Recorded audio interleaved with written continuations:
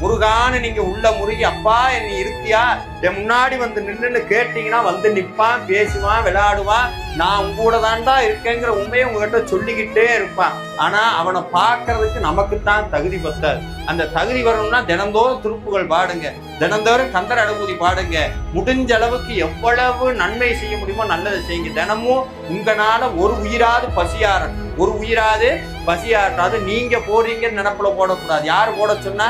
செந்திலாண்டவன் போட சொன்னா போடுறேன். இந்த வந்த புண்ணியம் வர புண்ணியம் எல்லா புண்ணியம் யாருக்கு போகணும்? முருகனுக்கு போகட்டும். எதுவுமே நமக்கு வேண்டாம், எதுவும் முருகனுடைய அருள் மட்டும் இருந்தா போதும். அது ஒண்ணு இருந்தா போதும். எல்லாம் உங்க பின்னாடி வரும். பேரு, பதவி, பணம், புகழ், லொட்டு லொசுக்கு எல்லாம் கந்தனுடைய காலடிக்கு தூசு.